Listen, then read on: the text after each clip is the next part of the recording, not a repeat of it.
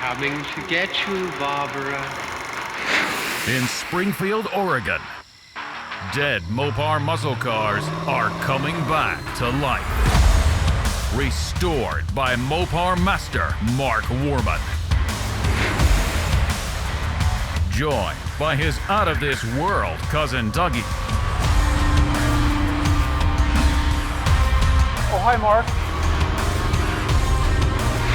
His apprentice and daughter, Alyssa. Whoa, stop. And his childhood best friend, Royal. Mark hates everybody. His protege painter, Will Scott. You got one job. This is Graveyard Carz.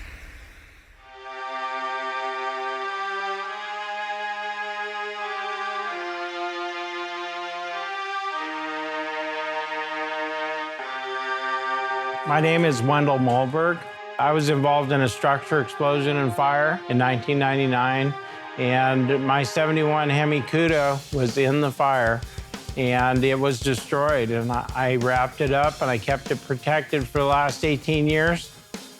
So I'm always a little bit nervous when a car comes back from the dipper. It is an aggressive step. It's designed to clean the car thoroughly, remove all of the rust. You don't always know what you have underneath there.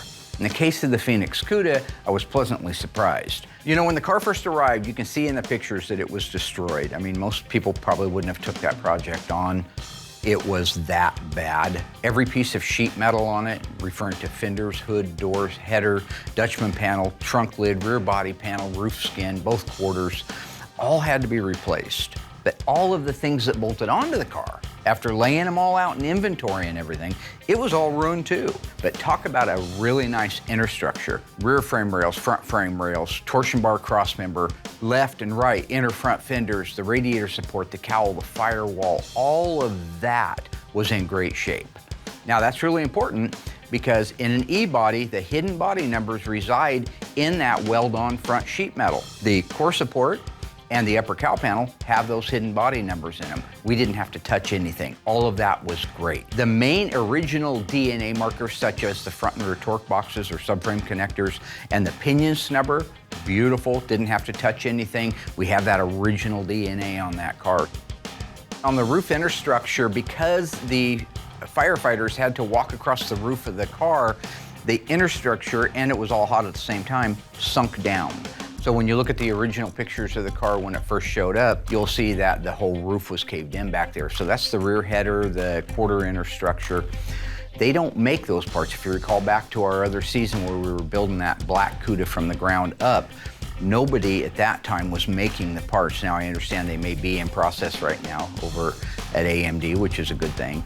But at the time we were doing his car, we didn't have that. So Wendell, when he heard that, being a great client and wanting to help, went out and bought us a donor car that we were able to cut that portion of the inner structure out of. The rest of the car was rotten beyond repair. You couldn't do anything with it. But that little section, that was good on the car and he bought it. So we were able to put a used inner structure with some fabrication and then the new sheet metal on the roof.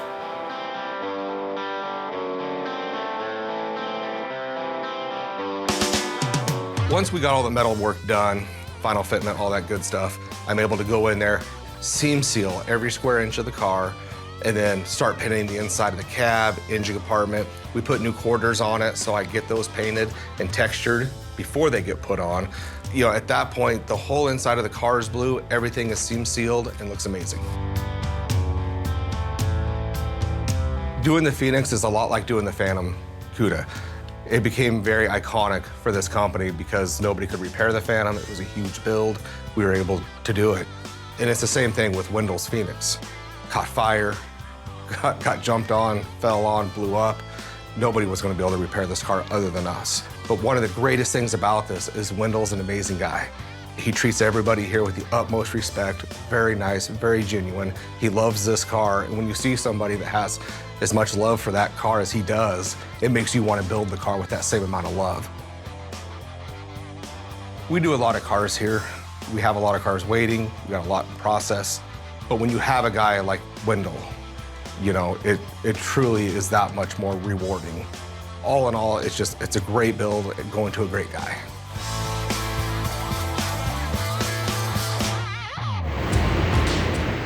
Peter! Oh, no. I know. My job is to make sure that Will does his job, okay? I am lead counsel for internal affairs, so my jurisdiction is pretty much in his face. So, in case you guys are wondering, that's from A Few Good Men. That was Joe and Galloway. So.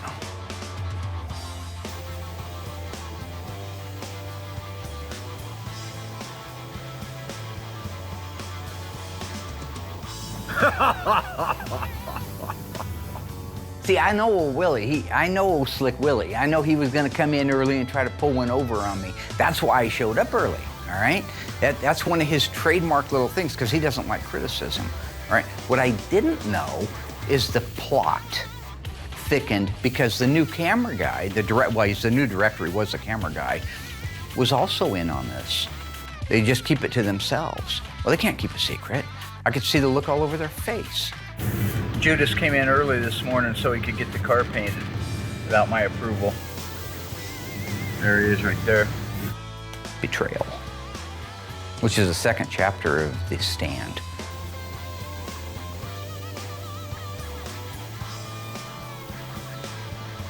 We finished the car off in 600, and I still sealed it after that, just to ensure, because it's one of those colors, if there's one flaw anywhere, that metallic will lay in it and you will see it plain as day.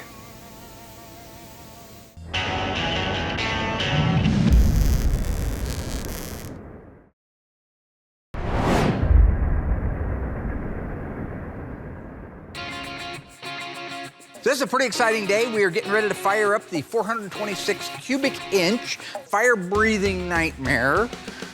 Numbers matching engine for Mr. Melmberg. one of the most fantastic things about this car was all of the numbers matched. The original engine, the original transmission, which is almost unheard of on Hemi cars because they were driven so hard and beat up so bad back in the day that a lot of those cars don't have their original engines. This one did. However, it had been open to the elements since the day of the fire. It still had water residue in it. You could see there was a lot of decay in the cylinders. Our job was to make sure that we saved that original engine. So we did end up having to bore it to 60 thousandths over. You racers out there know that's nothing on an old 426 Hemi block, but that is how far we had to go out with it. If it ever needed to be bored again, most likely they'd have to put sleeves in those cylinders. But we were able to save the engine, the numbers matching engine. With some parts from Tony, we were able to put the outside of it together and make it look the way it's supposed to look. This will be, and I have the ultimate confidence that it'll run, the first time that engine has ran in over 2 decades. And the last time it did run was before the accident that nearly killed him. We're gonna do it right now on 3, 2, don't forget, Tango and Cash, Cash and Tango. They dance in, they take my drugs, they dance out. Remember? No. You never saw it? Well, I'm Ray Tango and you're Cash now from now on. Ooh, I have money? You can call me Tango. No, it's his last name, fool. Oh. Let's fire up an engine. Now, just in the carburetor world alone, so you guys are wondering what things are out there, how much things can cost, I don't like to give total prices. I don't like to talk about how much we charge for everything. But just an example, a correct matching set of carburetors for this car. Now, Wendell bought them directly from Tony's Mopar, had them sent to Scott Smith up at Harms and had them completely restored. They're gorgeous, like 2 pieces of nice new jewelry.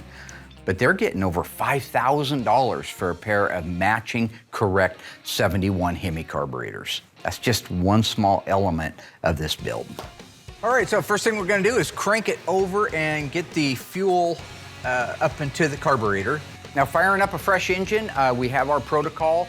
I like to use the original fuel pump so we know it's gonna work. Why use the electric fuel pump that comes on the Easy Run engine stand? Why not use the mechanical one that you're gonna be having in the car shortly? So that means the engine has to crank over because it's a pump and it works off of the camshaft. So Doug, if you wanna crank it over without an ignition, I will let you know when it starts pumping some fuel. Let's crank it over for a little bit, hear how it sounds.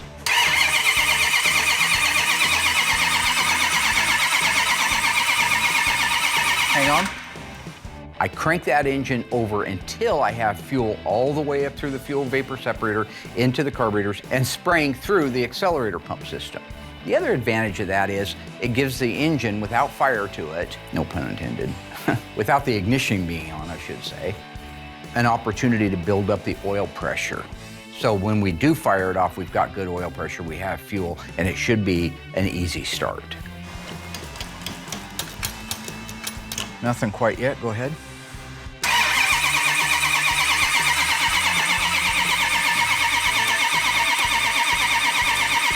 All right, we got fuel. Great.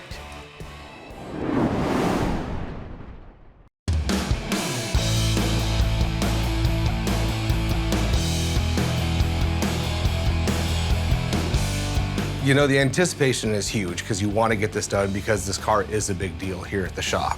The only downfall to that is I wish Wendell would quit messaging me. He's that guy that I want to see it painted. It's like, well, just breathe. It's nice when you do these cars for people that have not seen the car until it's done. That's not Wendell. As much as I love the guy to death, he's texting me, he's messaging me through social media. Is it painted? Is it painted? Well, even when it is, it's still just a B5 blue Cuda. So, I mean, come on. But yes, I am excited to get it done. And I can't wait till Mark finally sends the pictures to Wendell, and then he can start harassing Justin to get the car built. It's a metallic, so obviously it's gonna be base coat, clear coat. I'm not even gonna screw with that, doing it in single stage. Who would have ever thought that 70 B5 is different than 71? The 71 is a little bit lighter. Noticeable difference when they're side by side. If you look at the 69 Barracuda I just did, it's night and day difference. But I had no clue that they changed. I actually started to paint the inside of Wendell's car, the actual B5, the only one that I knew of. I don't know if it was Mark that caught it. I'm pretty sure it was Tony saying, hey, you're doing it wrong. And then he was the one to let Mark know, because that's one of those things I think probably got by on Mark. We're at the point now, because I was always so far behind, I would just shoot the body, get the body over there, then shoot the parts. I have run into a couple of times on these metallics where I've painted them, but maybe the air pressure was off a little. You put the part on the car, it flops just a hair off. So we're at that point now, we have such a good team. I'm getting all the parts of these cars at the same time that are done. So I'll put the car in there, and I'll put every part in there, and it is the biggest pain in the butt to try to paint it all, but it's done at the same air pressure, the same time, the same batch of paint. That ensures that when the car's put together, everything looks the same. When I talk like side tones and flops, I can paint a hood, put it on the car, and you stand right over it, it looks great. You take 2 feet to the left or right, the side tone of the hood is different than the car. So it's not just the face that has to match. You have to be able to walk around the car, and the hood, fenders, deck lid all need to flop at the same time.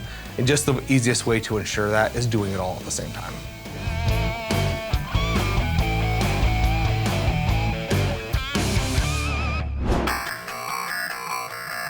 So once Doug and I do a basic systems check to make sure everything is where it's supposed to be, not gonna have any weird issues, we have fuel up in the carburetors, got oil pressure, all systems are go, it's time to crank it over and fire it up. Bump it, bump it, bump it, bump it. Oh, that sounded good. Hey, hang on here. That sounded good, okay. Yeah. Okay, hang on. I think it's retarded. Hang on. You know, it's very rare that when you fire one of these engines up, that right off the bat you have the timing set perfectly. So when I use that term retarded, it's not a disparaging thing.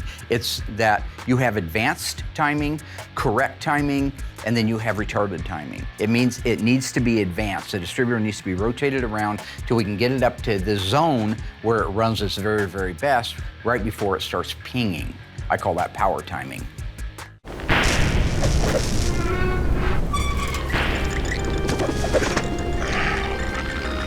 In a previous season of Graveyard Cars, we restored this stunning 1968 Plymouth GTX 440 Super Commando for the World Wrestling Champion Bill Goldberg.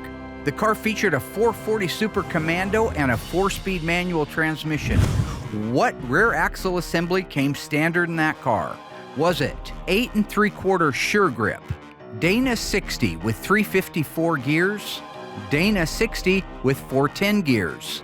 If you think you recall it right, stay tuned after the break. I'll let you know how you did.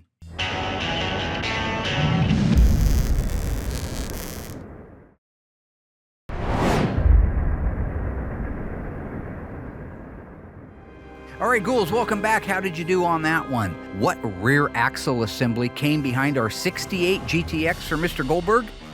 If you said 8 3/4 sure grip, you are wrong. That car came with a 3.54-to-1 Dana with a power lock. You could not get an 8 3/4 rear end behind a 440 and a 4-speed, and the 410 would have been considered a super track pack. This car also featured power white convertible top, 440 Super Commando, white longitudinal stripes, a beautiful lower rocker molding, and a two-tone blue interior with a console shift and a wood grain wheel. Ready, boss? Try it. Sure. Okay, here we go. Hang on. Here we go. Yep. Woo! Holy cow. I did not expect that. You know, I'm always excited as can be when something works like it's supposed to, because it rarely does. It's Murphy's Law. It doesn't always work the way it should. There are a lot of parts that go into these engines. This particular engine been setting for 20 years, and right before it was parked, it was on fire. So there was a multitude of things that could go wrong, but it was a pleasant, welcome surprise to have it fire right up, a little bit of timing on it, a little bit of carburetor adjustment, and running the way it should. Which tells me that Doug did a phenomenal job, the machine shop did a phenomenal job, Scott Smith did a phenomenal job. Everybody involved in bringing this engine back to life, the Phoenix Cuda engine, did a fantastic job. Woo!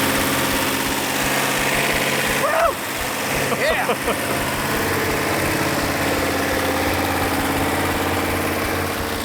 So when you see me at the back of the exhaust system, just feeling it, there's a reason for that. I am feeling for a misfire, a pop, something that you might not even hear, but a gentle misfire in the exhaust. Okay, there's 8 cylinders on this engine, fire ordering 184366572. I put my hands on the right and the left exhaust bank. I want to feel if there's a misfire. I'm not hanging out in a jet wash. I'm not Goose from Top Gun, 1986. That's that scene from Top Gun when I come through the smoke like this.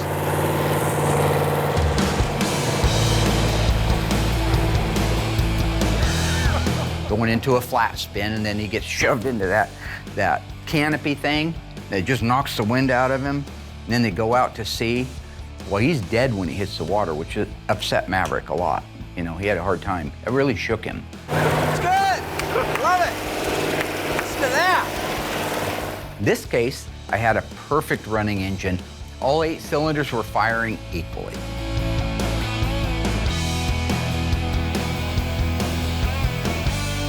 We use the DCU 2021. I do 3 coats of clear. It's a real thick, high solids urethane. You know, that's PPG's. That's what they recommend. That's what we've used. It holds up. It looks amazing, especially when it's all polished out.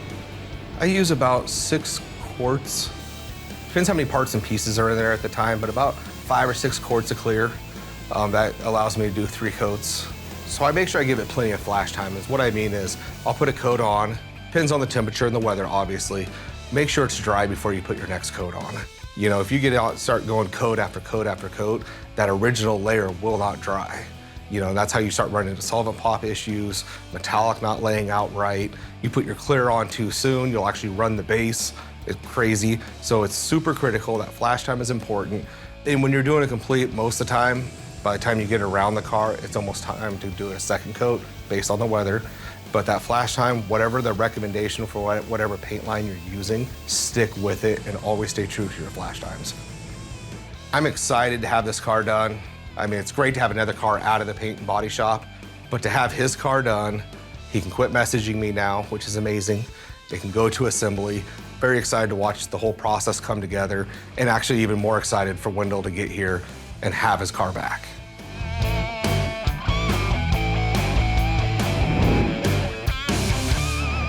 All right, what do we got for leaks? Anything?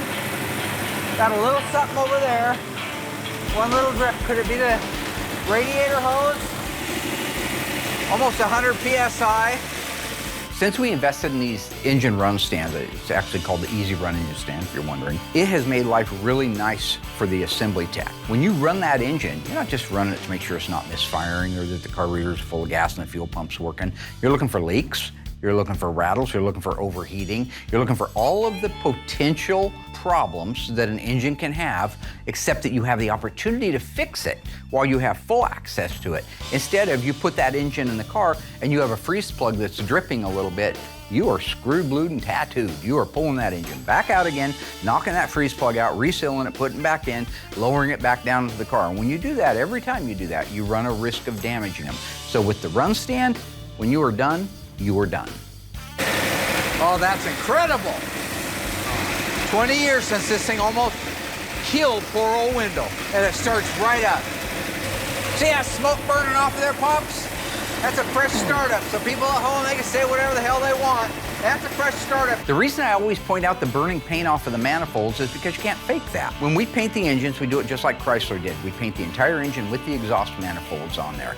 Then we fire the engine up. So when you see that paint burning off, it tells you that we have not pre-ran the engine. The keyboard commandos that sit back on Facebook and Twitter and all the different social media saying, oh, that's bullcrap, it's all fake, nothing starts and runs like that. I point it out because it does. It does if you do your job right. Now, you guys probably don't. I shouldn't be insulting people, that's not nice. Thank you. Woo! We're gonna shut it down, check the level in the radiator, make sure that it's still full, and then we'll fire it back up, finish breaking in the camshaft, but we're there. We can install it. Knowing that the drivetrain is ready to go into the car is such a relief. Now I can start ordering all of the interior parts from Classic Industries to get this car reassembled. Wendell is gonna be stoked.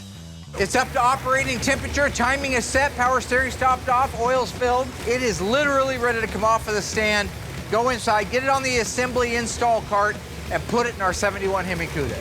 Look at that manifold. Yeah. Thing turned black. That's that paint starting to burn off to a point where it's almost gone. After a couple more times, it'll look more like this. It'll have a natural cast finish to it. Think you can do a normal one of those right there? Normal.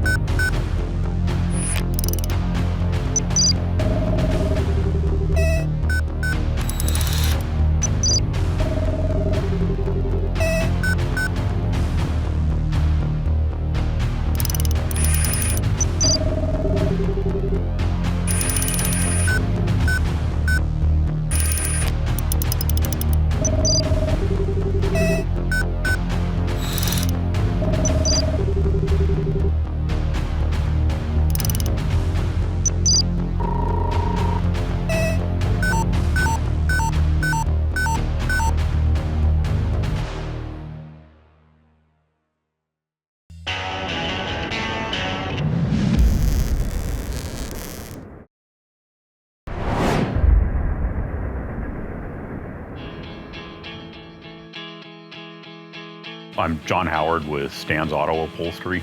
Today it's a 68 Roadrunner installing a headliner. Our 68 Roadrunner is moving along very nicely with the drivetrain in it and the wheels and tires on it. It's now what we call a roller. So we're able to send it out and have the headliner installed over at our friend's place that stands. He had another gentleman doing his interior type work for years who passed away, and Mark reached out to us and we've been doing cars for him since.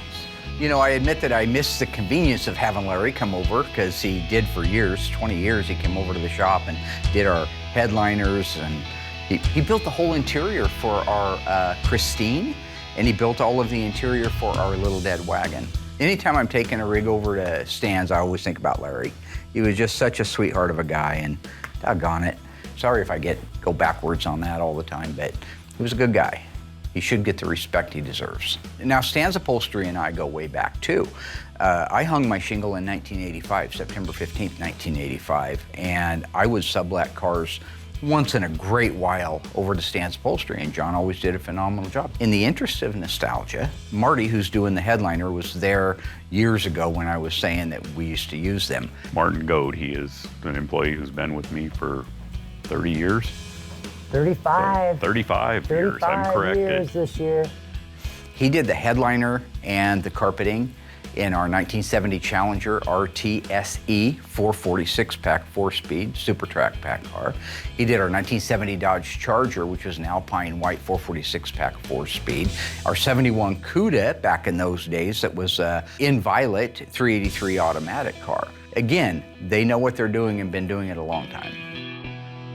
If all of our ducks are in a row and we have all the parts we need to do it, and there's no glitches, we can do the job in a day without a problem. Usually there's something that we need to proceed that we don't quite have. I know it was a lot more convenient for Mark when he had Larry coming to his facility, but we're just not set up to do that.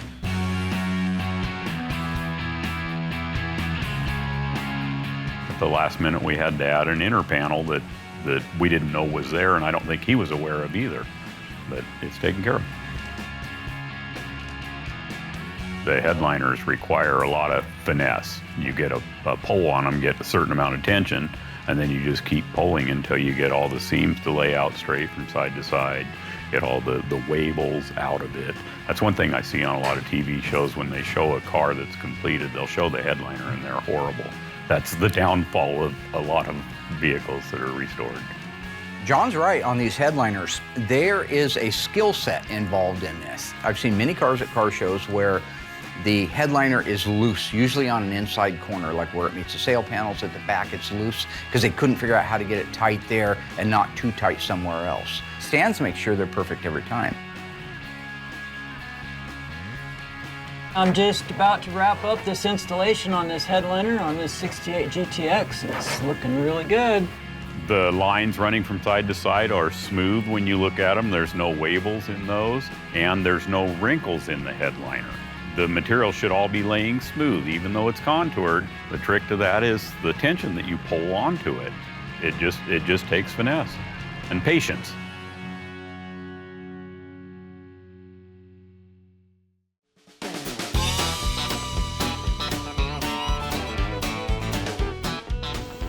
So when it comes to the undercoating, stuff goes everywhere. You don't need to mask the whole car off, but do I really want to have to try to wipe it off fresh paint? No. So I just mask the whole entire car off. Mark likes it when I spray it, that I goop it on there and make it look horrible, because that's what factory did. I have a hard time with that because we replace so much on the car, floors, trunk floors, extensions. I like to do one good coat, so that way you can look underneath the car and see the work that we did. We're not trying to hide anything. And I've done most of them that way, because Mark wasn't around when I did it. We mask off the torque boxes, because when the lift goes underneath the car, it'll smear because it takes a while to dry. So I just mask off 4 little pads, so to speak, so when they put it on a lift, it stays clean. So when it comes off the lift, I just go back and touch up little areas. Because the process does take, honestly, about a week or 2 to fully dry, and we don't have that kind of time, so we found it's easier just to mask those little 4 spots off and get working.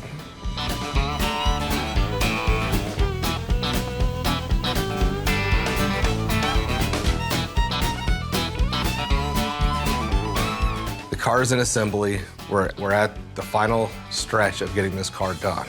I wish he wouldn't get updates on the car. Mark loves posting pictures. The second something is done, I learned more on Twitter about this company than I do from the owner directly. So I wish he would just chill so we could actually give him a reveal without seeing it. But that being said, I am excited.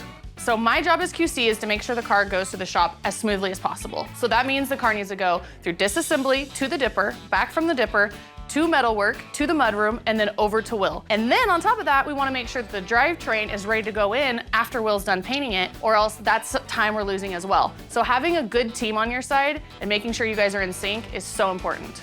I'm excited to get Wendell down here. He looks for reasons to come down here. He'll come down here just to say hi. He'll drive 5 hours and say, hey guys, hey Wendell, what you doing, bud? Nothing, he's in the area. No, you're not in the area. You drove down here for a reason. Just let us get your car done. But I am excited to get the car done and get him behind the wheel of it.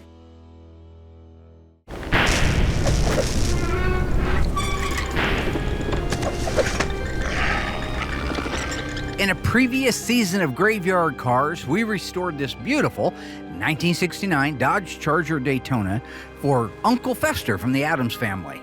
True or false, this car left the factory with a 440 Magnum. If you think you remember the car, stay tuned after the break. I'll let you know how you did.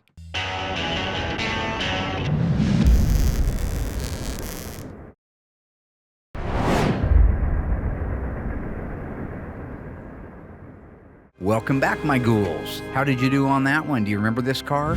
True or false? Cue Ball Morton's 1969 Charger Daytona had a 440 Magnum in it. If you said true, congratulations, and thanks for watching and being a faithful fan for so many years. That's right, this car had a 440 Magnum with a 727 Torque Flight automatic on the floor with console. It also was R4 red. It featured a white interior, white Daytona stripe, white wing. And when it was all over and said and done, the best part of this build was saying sayonara to Chrome Dome himself. It's really great to be back around these cars, especially when I get to install a drivetrain into a Hemi Cuda. How many people can say that? I love it when Royal pops in to help us do one of these installs on these cars because it's really great for Mark and I to be able to reminisce, the three of us again, and talk over old times. We really have a good time working together after all these years. So today we are installing the drivetrain in our 1971 Hemi Cuda for Mr. Wendell Malmberg. This is our B5 Blue 71 Hemi Cuda automatic. You guys excited? Mm-hmm. Yeah. Dougie and I recently got the engine running and it ran beautiful. In this case, we did leave the fan off that we normally put on because stuffing a 426 Hemi in a Cuda is already a little tight. So we left a few things off that might make life a little bit easier. Should have seen earlier today. I bought a 1972 Bultaco 125 Persane that we had when we were kids. Anyway, we got it running. Royal almost died, so that was fun. That was fine. Good memories, good memories. I think it's really cool that my dad gets to work with his best friends again. I mean, not very many people can say that they're still friends with the people that they grew up with. But on the other hand, I worry about my dad a little bit because when they all get together, they all feed off of each other and they still act like they're 15. So you never know what's gonna happen or who's gonna get hurt or if we're gonna have to take a trip to urgent care. You never know. Dougie, you was too scareded. He was too ascareded. A-S-C-A-R-E-D-E-D. Ascareded to write it. Right? No. Yeah. I'll tell you why, because the last time we got him something, I bought him a nice little unicycle like he had when he was a kid, a Schwinn unicycle. He was on it for 8 seconds before he went down. Broke his face. When was that? I missed that. It was like 6 months ago. We got it on video. Yeah. I'll watch that. That's because he decided to take a phone call on his cell phone in the middle of riding the unicycle for the first time in 50 years. Anyway, the three amigos sailing again. Here we go. Let's install an engine and transmission in a what? 71 Cuda. What size engine? 426. How many horsepower? 425. Who's going to drive you home tonight? Let's do this thing. They call the 426 Hemi the elephant for a reason because the heads are so wide on this thing. My biggest fear every time is getting this huge engine up in between these fender aprons without damaging things. The big Dana. Did any of our cars have Danas in them? I don't. Mine certainly didn't. Yours had an 8 3/4. None of the cars I had a Dana in it. I always wanted one. 8 3/4 were cheaper. I had other habits I was supporting back then. Candy. Candy. Dougie's had an 8 3/4 with a one-legger in it. That was a 391 Positrack. No, it was a 391 one-legger. 391 Sure Grip. Sorry. So I wanted my 70 Barracuda to go faster, so I put in a 391 rear-end gear, and with the 4-speed, it was too wound up on the freeway, so I just changed it back. Heading down, watch those lights. These are tight quarters here, aren't they? Yeah, they are. Yeah, they get that way. You get that wrench? Yeah. Let me loosen that up. I can't spin it. I need to open and wrench. If I may? Yes, sir. Down just a little bit more. Okay. We got the Bultaco running. Royal takes off like a bat out of hell across the parking lot, out into the field, wide open. I don't know if any of you guys have ever ridden a 125 Persane, but when it's wide open, it's rocking. Yep. Almost takes out the corner down here in the field. No helmet. Says helmets are for sissies. Real brilliant, right? Well, he's got a built-in helmet. Roy, you ever see Tango and Cash? Yes, a long time ago. Good movie, huh? Yeah. Is that a Hitchcock movie? Tango and Cash isn't a Hitchcock movie at all. No. No. It's amazing to me. Dougie knows one director, Alfred Hitchcock. That's it. It's the only name he's ever heard in his entire life. So therefore, by default, every movie that's ever been made was made by Alfred Hitchcock. Every single one. He did make great movies. He didn't make every movie. And what about old Quentin Tarantino? Hold it, good.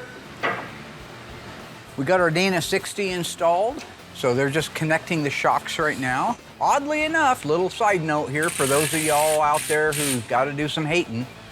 That drum right there is an 11-inch drum, but it's a power disc brake car, Super Track Pack. Well, that's not right. It should be a 10-inch drum, right, Doug? But it's an 11-inch drum, and it's the third one that Tony D'Agostino has seen. Steve Giuliano had an original 71 Hemi Cuda with 11-inch drums. The broadcast sheet very clear says 10-inch drums, but those are 11-inch drums, and they started life on this car. So that's an anomaly, wrapped inside an enigma, wrapped inside a riddle, wrapped inside a Tootsie Roll wrapper. There you go. How many licks does it take to get to the center of a Tootsie Pop? Do you know? Three. Yep. So who's licking it, a cougar? No, the owl. Yeah, an owl's gonna take more than 3 licks to get to the center of a Tootsie Pop. It's a frickin' owl. An owl doesn't have a tongue. An owl does have a tongue. How do you know? Because I've seen it lick the damn popsicle. But it ain't gonna do it in 3. That'd be the world's shortest commercial. I saw the commercial. Okay, and action. Lick, lick, lick, cut. Roll credits. It's like 500 licks. Oh, Basic stuff. Mark gets sidetracked sometimes. So. Yes, he does. First of all, you know what? Don't come to me and talk to me about old commercials, all right? I've seen this stuff, all right? In what world doesn't an owl have a tongue? How does it eat? How does it speak? The little owl that learned to say who. Remember that one? You couldn't do that without a tongue. An owl doesn't have a tongue. Well, that's disappointing for the owl, isn't it? Scares me. And the idea, the preposterous notion, there's not an owl in the world that could lick a lollipop down to the center in 3 licks. That is a lie, sir. I would guess it's around 300 to 500 licks to get to the center of it.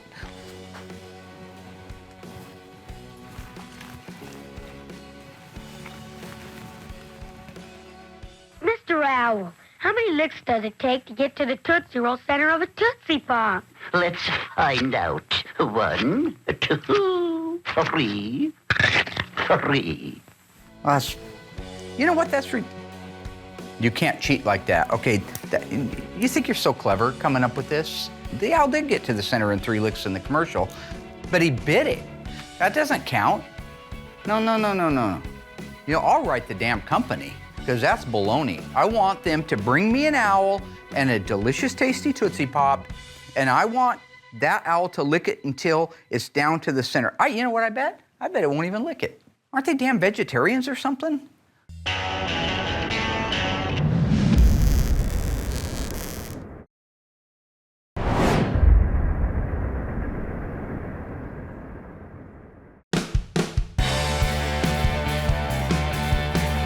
Okay, so you ready to put it in? Yep. Everything's greased up, ready to go? Yep. Roy, you feel good about it? Yep. You ever install a Hemi in a Cuda? Just for the record? On a Cuda. None of us have ever installed a Hemi in a Cuda. Nope, did a Charger once. Not a second generation Hemi. We've done the 3rd generation 392s and that. But we've never done a 2nd generation Hemi Cuda here. Nope. Pretty cool. Ready? Come on in, come on in. You're welcome. That's looking all right. That's looking all right. Or we need to go your way, Annie? Can we go? I would just make it where you barely clear the water pump to the core support, and then we'll come down with it, and then you can nudge it around. I believe this is the 5th 426 Hemi that we've installed while you guys have been watching on the show. We've installed a Hemi in a 1967 Plymouth GTX 4-speed. A beautiful 1970 Charger RT. A 1969 Roadrunner. A 1970 Coronet RT convertible. It's the first E-body that we've wedged one of these into. How much clearance do you have on your side, Royal? How are we looking, guys? I got an inch. I have plus 1.5. There's no way there's that much room in there. No way. You're gonna clear? Ooh. Wow.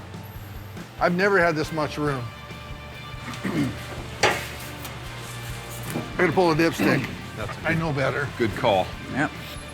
Spoke too soon when I said I had all that room. We'll Can go you down? pull the back over toward you? Yeah. This side needs to go back. Oh, does it? Yeah. There you go. I can get the rear bolt started right now. Is yours lined up? Okay. The back one is started. Okay. I'll pull it over a little. Ready? Yep. How's Okay, that? hold it. Oh. Okay, I'm started. Great. There's not a 1/4 inch on either side. Oh my gosh. It's okay. locked in. This is where we lose our dip tube. Any way to push that dip tube out of the way? I can unhook it and turn it. Okay, I need a 1/2 inch little socket, 1/4 inch drive. Okay, how we looking? If that actually clears, it'll be a borderline miracle. How's that dipstick tube? I got it bent back out of the way, so it's gonna clear now. Right Okay, there. you're touching. Go ahead and see if you can get a bolt in. Okay. It really is an engineering marvel when you think about it. I mean, today they're putting Hemis and everything, but keep in mind that the Hemis that they're building today, while they do put out more horsepower and all that, they're a small block. They're the same basic footprint as the 318 or a 340 or a 360 would have been, or a 273 if you go back into the earlier 60s. But this is old school elephant. This thing is a monster. And somebody decided, you know what, we should try to put one in a Cuda. In 68, they put it in the Dodge Dart and the Barracuda, which is an A-body, and it's absolutely amazing that those went in at all. I've never installed one in one of those cars. This is the first E-body that we have ever installed a 426 Hemi in, and it went much easier, if you guys recall, our 1969 Hemi Roadrunner convertible for Smith. They're a little narrower footprint in the opening of the aprons, and it hit on both sides. We had to crank it a little bit to one side to get it to go up in, and then it could saddle. This thing went in with just a hair on each side. There is literally 1/8 to 1/4 of an inch between the power steering hose and the shock tower on the driver's side. And it looks like the valve cover, you could have put a piece of paper in between the valve cover and the shock tower for gap. So they have the transmission crossmember bolts, a couple of them started in there, so we're able to raise the car up. But before we do, they're tightening down the K-member. It's a really great feeling to see that motor go back into that car, especially after you think the car's not savable, and then we saved it.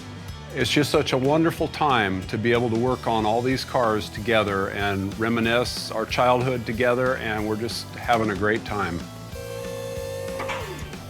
So all the guys have left right now is to put the torsion bars in, connect the lower control arms to the upper control arms, put the rest of the bolts in the transmission crossmember. Once the wheels are on it, we can let it down, get the steering column just put into it right now, mocked up, so that we can steer it. Then we'll take it over to Eugene, have the headliner put in it, then we can start putting the car together. That's what you do when you do it. Do the do. Remember the old commercial, Do the Do? The old Mountain Dew commercial? Looking good? Yep. Flizzum, flazzum, flazoo? Do you know what that means? No. Flizzum, flazzum, flazoo? What does it mean? Well, you should know by now.